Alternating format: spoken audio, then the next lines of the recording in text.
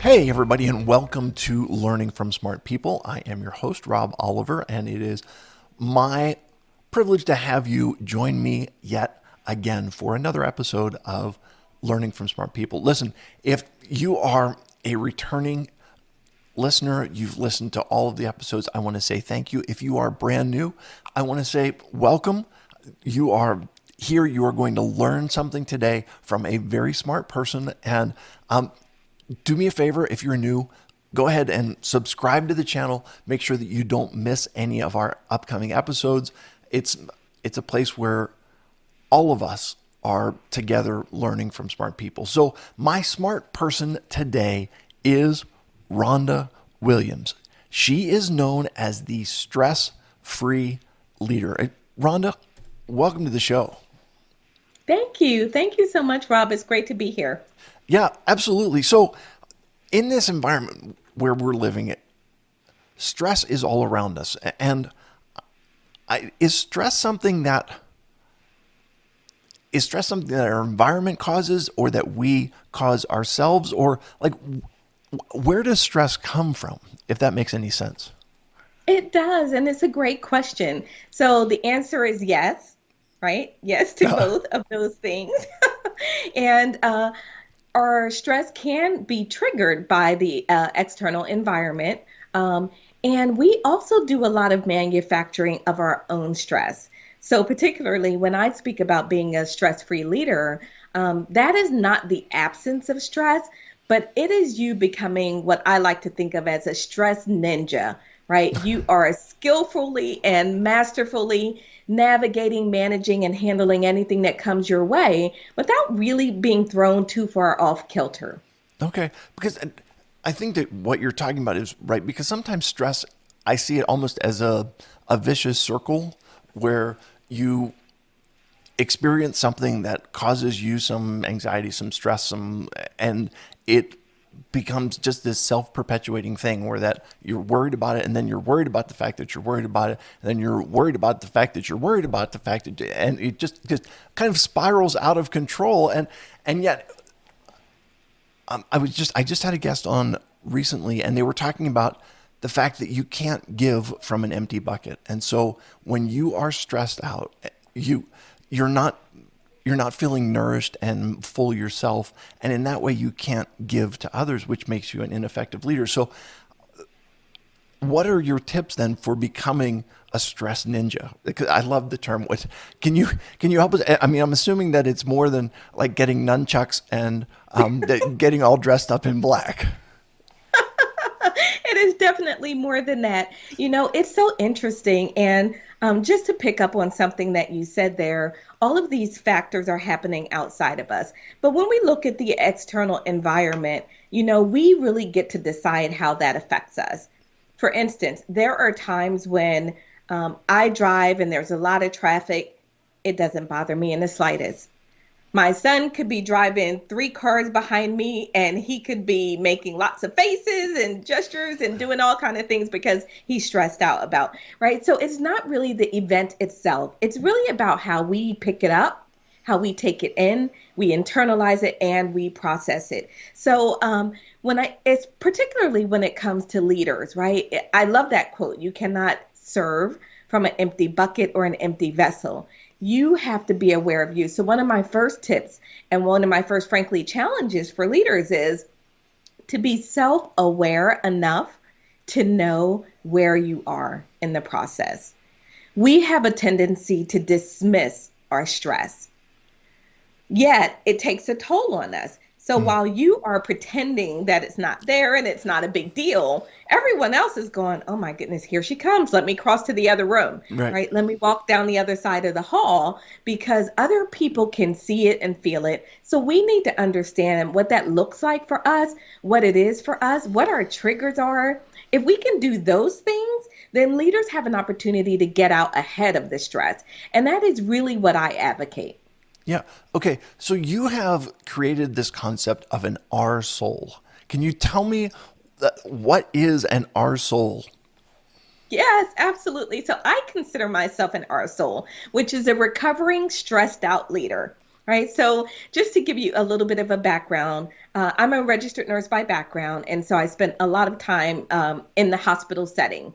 And as a registered nurse, working and caring for my patients, and then began to sort of ascend in my career, got to the position of chief nursing officer and hospital CEO.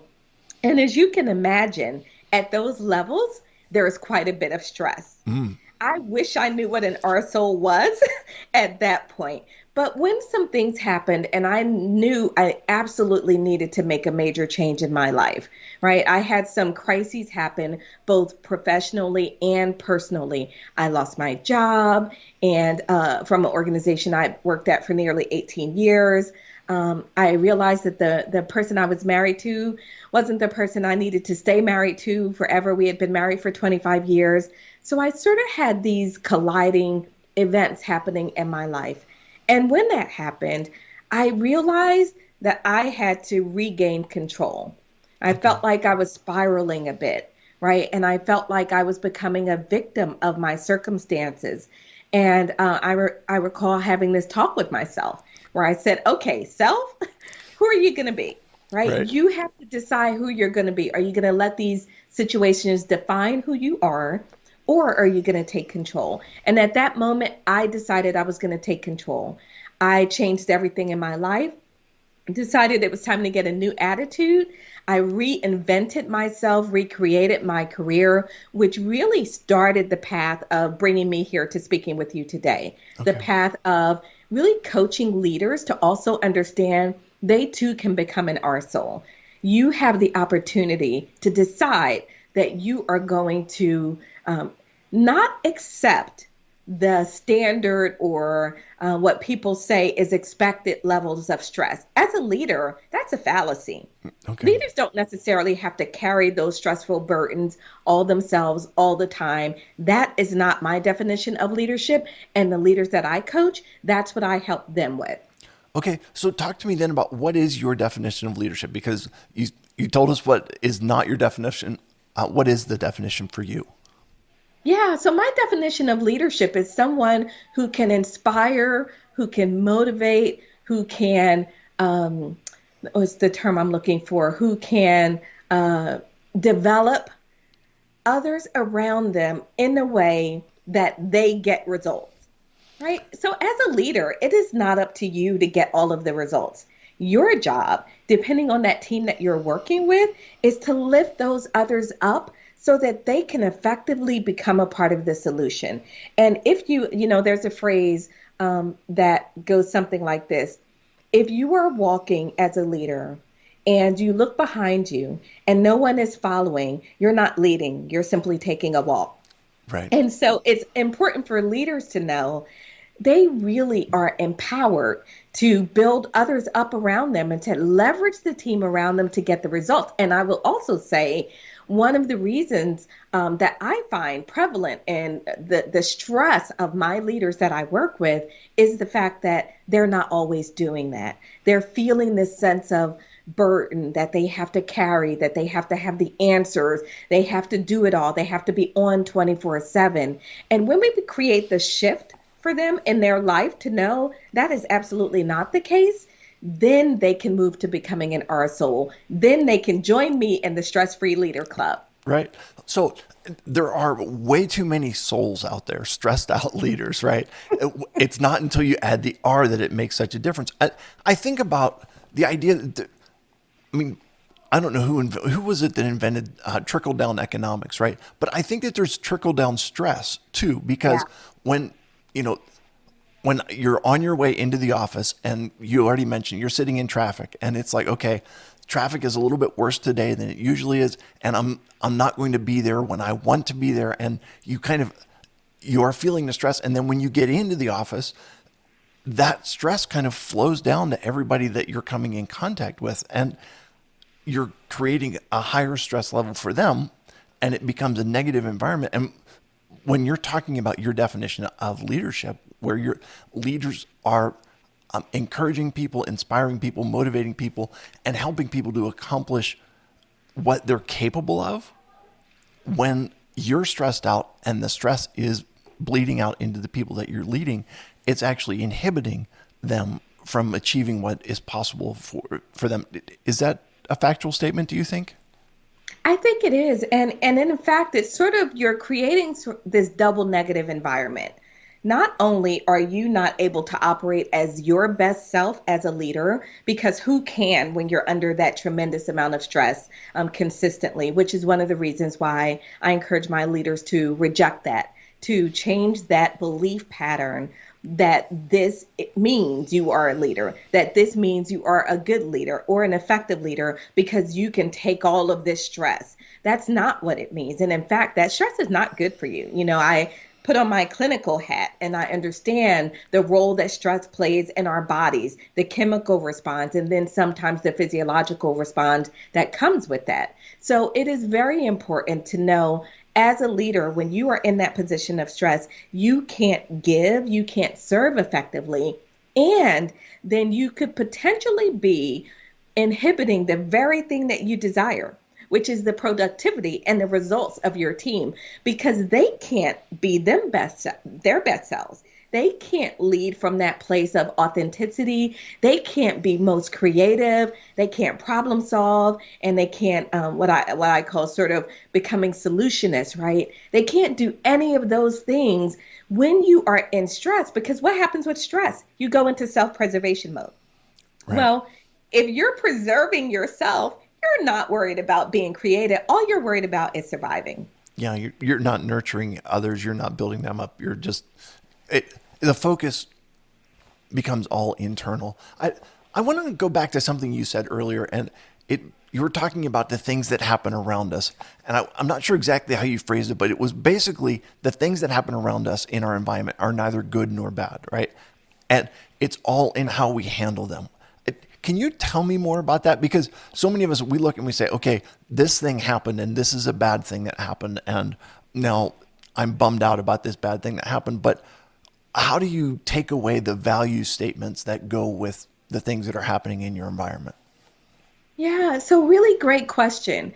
When I break down stress and the causative factors of stress, stress really isn't caused by anything that happens external to you, unless you're talking about a physiological stress or a chemical stress or you are in a motor vehicle accident, something like that, right? That physical stress is one thing. Right. Most of our other stressors are generated by the way that we think, that how we're processing. That becomes habitual for us. Oftentimes, we don't even realize that when X happens, our response is Y. We don't think about it, but guess what? Our body knows it, our brain knows it. They have this down, they have it memorized. So I know that if I'm a person that hates traffic and I hate to be late, and I am sitting in traffic and I'm going to be late, my body and my brain goes, oh, I know what to do with this. We're going to get angry and we're going to get grumpy and we're going to do these things. How does it know? Because you've trained it to do that. So the way that stress really continues to manifest is the way that you think about it and you process it. So one of the huge factors involved in the work that I do with leaders is using emotional intelligence to help leaders change their thinking, right? Shift to a different mindset so that they can process these external events differently so it doesn't lead to the amount of stress. So yesterday was a great example. I'm giving a presentation and the video, which is an important part of this presentation, is not working. And so at that moment, I had a choice. I could have, really sort of crumbled, got really frustrated and fumbled around. In my head, I did that for a moment because emotional intelligence isn't the absence of emotion, right? It's not that I'm not going to feel that moment, but it's really what I do then. What I decided to do was, okay, this kind of sucks, but what can I do at this moment? And so I shifted gears, continued to engage with the group, got things moving again, and we ended up having a pretty decent experience through the entire thing. And I even got a few compliments at the end. Someone sent me a note that said, "Man, you were grace under fire," or whatever. Right. And I was just thinking, you know what? Because it truly is how we train ourselves, what our triggers are, how we react to things around us. Those are your stress drivers. through using techniques like emotional intelligence, you can really help to manage those. It's a skill set that you really can develop and improve to help you reduce your level of stress. Right. I'm just thinking about the irony of it where, you're teaching people how to be stress-free leaders, and here you are, and you're under a tremendous amount of stress yourself based Yeah. on what's going on in the experience. And what a great way to show people, like, okay, this isn't just theoretical talk, and I'm not just up here, spouting off kind of the thing that, I'm not just academic about this. This is practical and real, and it has real world impact, which is phenomenal. So as you're as you're sharing this with people, can you talk to me a little bit of some of the examples of folks that you may have worked with and been able to see the kind of changes in their environments, changes in their lives, and it changes that to the way that they lead?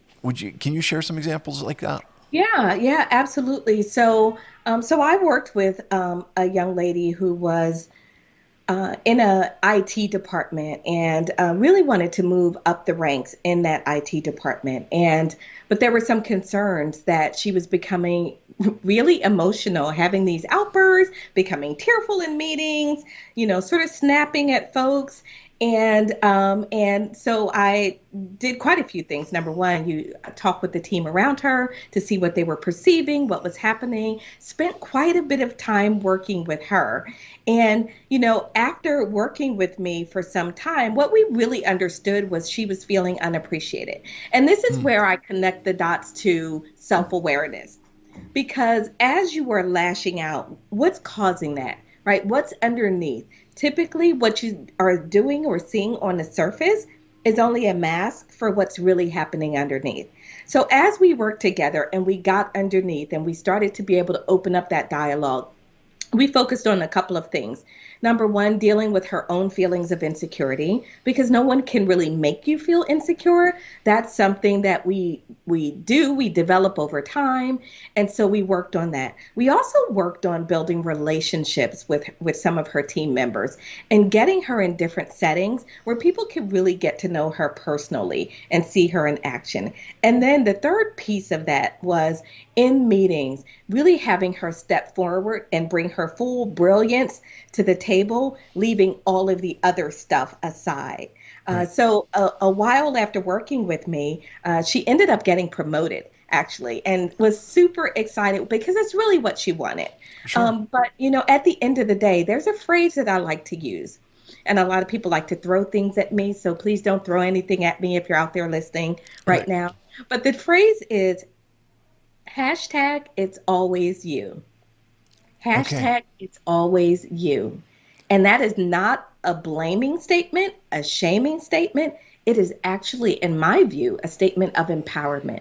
Because what it means to me is you are the one with the opportunity to take control. You can react or you can respond. You can choose that you're going to speak up in a calm, assertive manner, or you can choose to be aggressive or fall apart, right? You can decide that you are going to call out someone that's disrespectful to you, but to do that in a way that's genuine and that's a teachable moment, as opposed to a different way that's perceived as confrontational and mean, right? You are the one that gets to motivate and inspire your team.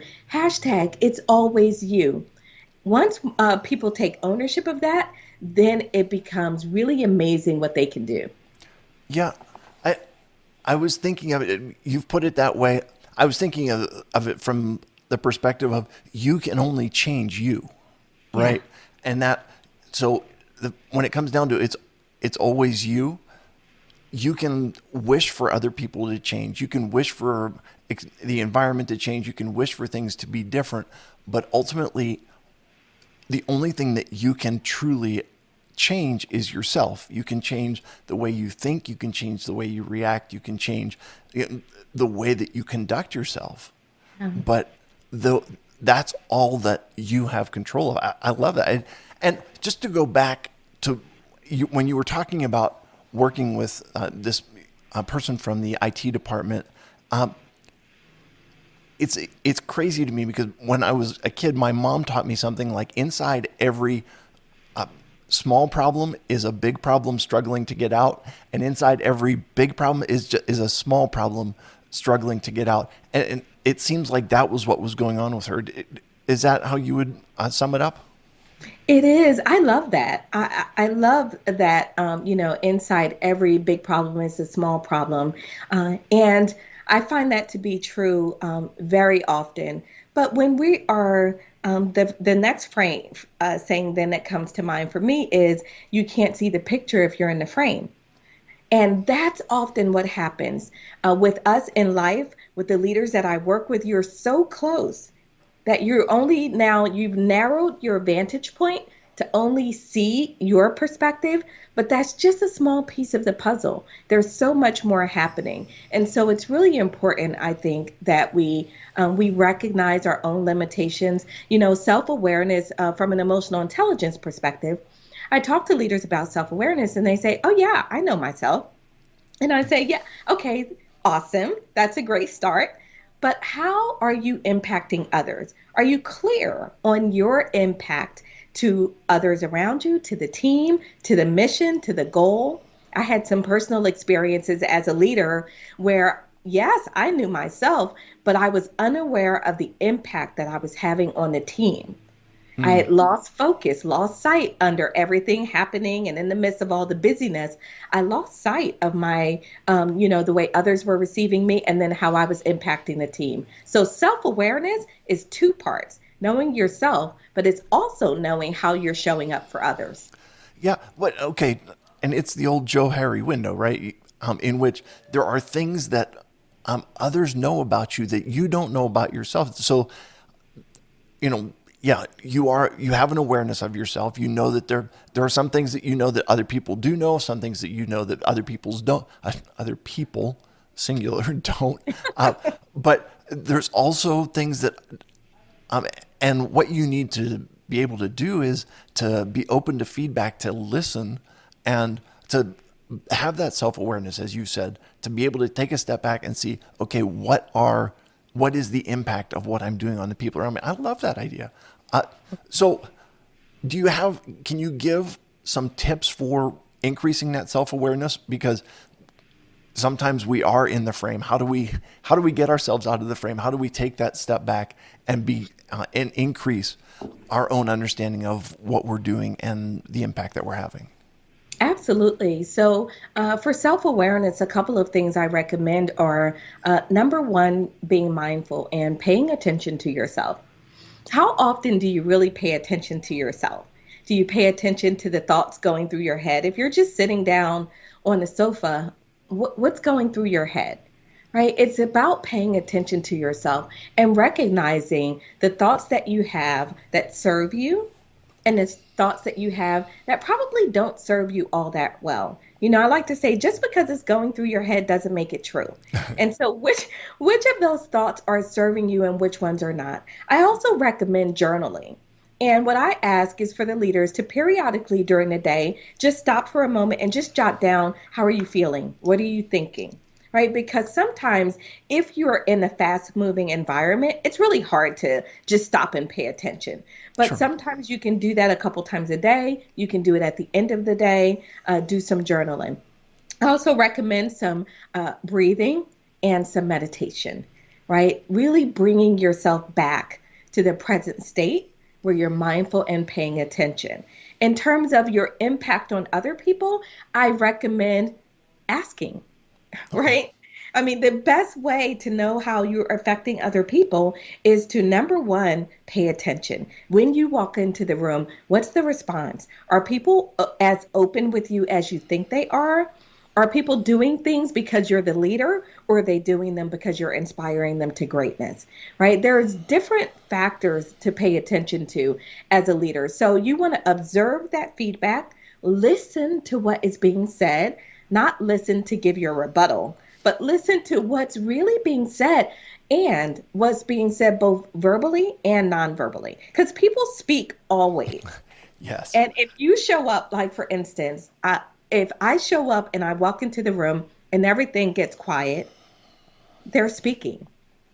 Right. They were speaking, and I need to pay attention to that. And then finally, again, as I started with, in terms of your impact on others, ask. Ask the questions. Don't be afraid to say, hey, I have a 3 question survey. I'm going to give you, it's going to be anonymous. I don't need to know your name. Just getting some feedback because I know that as a leader, I'm on a journey to improve myself so that I can serve all of you better. How cool is that for your leader to say to you, hey, I want your feedback. I know I'm not perfect. And then it's like in the jury trial, right? Don't ask a question that you can't or don't want the answer to. Because once people give you their feedback, now it's up to you to own that and to do something with it. Yeah, and so many times listening, I think, is such a lost art because Yeah.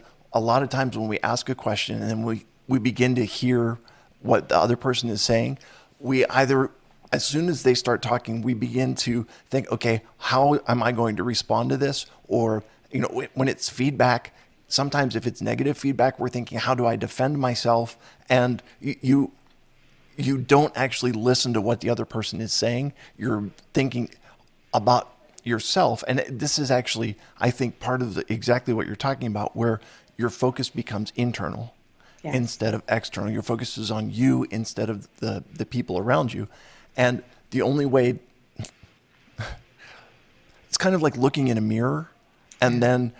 then criticizing the mirror and saying that, I don't like what I see, and the problem is the mirror. It's not, it's not the fact that I've put on a couple pounds or whatever.